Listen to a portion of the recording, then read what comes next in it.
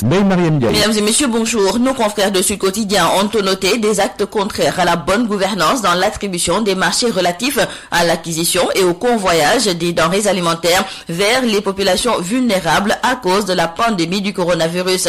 Et ces actes, selon nos confrères, risquent de compromettre sérieusement cet élan de solidarité et ce pacte social noté depuis le début de la semaine. Nos confrères de Sud Quotidien nous indiquent que même l'ancien président du groupe parlementaire, Benno Bokk Yakaar, Moustapha Diakhaté, en parle sur sa page Facebook. Et selon l'ancien parlementaire, 2 marchés pour l'achat de riz d'un montant total de 17 milliards de francs CFA ont été accordés à 2 sociétés qui ont curieusement la même adresse à Dakar. Et selon certaines indiscrétions d'ailleurs, l'attribution de ce juteux marché de fourniture des denrées aurait été faite sous couvert de la loi d'habilitation à un particulier assez proche, voire ami du président de la République, qui en réalité passerait comme maître d'ouvrage de la gestion de l'aide alimentaire d'urgence. Nos confrères de Sud Quotidien continuent par nous dire qu'il y a aussi cette autre affaire qui pourrait briser le pacte social noué autour de la lutte contre le coronavirus. C'est l'attribution d'un marché à une entreprise dont l'administrateur est un député. Et selon Moustapha Diakhaté, ce parlementaire a bénéficié de ce marché en violation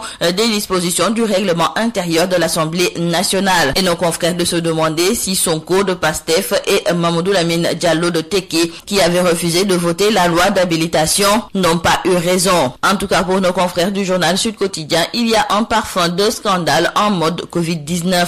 Nos confrères du journal Tribune ont aussi flairé cette odeur d'un gros scandale concernant le marché du riz et du transport des denrées. Et nos confrères pointent des interrogations autour des sociétés Avanti SURL et Africo & Co, 2 sociétés qui appartiennent à Rayam Hachem de Planète Kebab. Et ce dernier, interrogé par nos confrères du journal LAS, déclare qu'il n'a rien à cacher. Il signale que sa société Avanti SURL importe du riz depuis maintenant 4 ans et il fait partie des majors. Donc, il estime qu'il n'a rien à cacher dans cette attribution qui, selon lui, est claire comme de l'eau de roche. Au contraire, Ryan Hachem dit faire des sacrifices parce que le prix proposé par le gouvernement est en dessous de celui appliqué sur le marché. Nos confrères de Vox Populi ont aussi recueilli les explications de Ryan Hachem qui continue de marteler qu'il n'a rien à se reprocher, rien à cacher. Il ajoute qu'il a pris des risques car d'autres importateurs ont préféré ne pas répondre et continuer à vendre leur riz sur le marché. Il avoue que c'est triste et douloureux de voir les gens inventer des choses sur lui. Toujours concernant le transport de l'aide alimentaire dans les différentes circonscriptions du pays,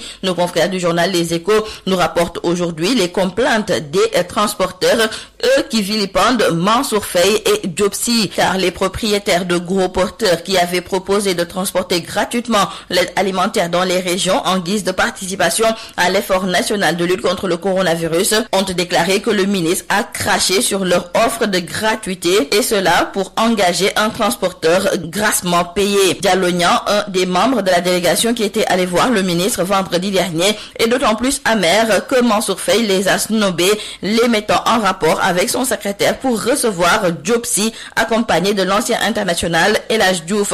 Or pour lui, non seulement Diop Sy en tant que député ne peut pas soumissionner à cet appel d'offres, mais en plus il a des camions à ordures et non des camions habilités à transporter du riz. On note toujours des cas de transmission communautaire du coronavirus et selon les informations de Libération, les 2 cas communautaires ont été détectés hier à Mbao et aux Parcelles Assainies. En clair, en l'espace de 48 heures, Dakar a comptabilisé 3 cas de transmission communautaire et la propagation de ces cas préoccupe au plus haut point les autorités sanitaires car le ministre de la Santé, et c'est pourquoi le ministre de la Santé et de l'Action sociale va réunir cette semaine tous les spécialistes impliqués dans cette guerre pour adopter une stratégie très ferme devant permettre de faire face à cette bombe communautaire. À Louga, la situation épidémiologique devient alarmante. Nos confrères du journal Le Quotidien nous indiquent que la région a enregistré 27 cas positifs au coronavirus, une situation qui a poussé les autorités à implanter sur place un centre de traitement alors que les malades étaient référés au début à Saint-Louis. Ainsi donc,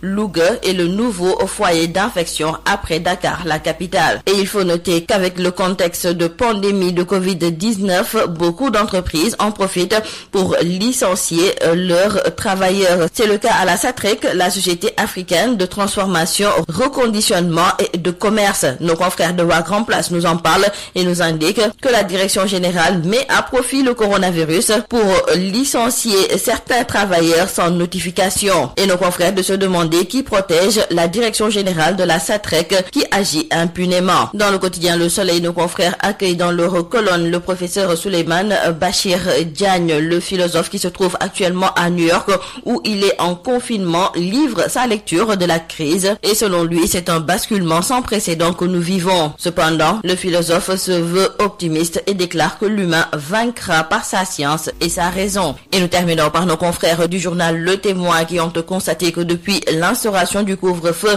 interdisant la circulation interurbaine ou interrégionale, que les accidents ont diminué de plus de 80%. 2 semaines avant le couvre-feu, 320 accidents de la circulation avaient été enregistrés sur l'ensemble du territoire national. Ils avaient fait 14 morts, mais depuis le couvre-feu, il n'y a eu que 125 accidents avec 13 décès seulement. Et chez les mototaxis Jakarta, 0 accident, 0 décès. C'est tout à vos journaux et très bonne lecture. CSIP,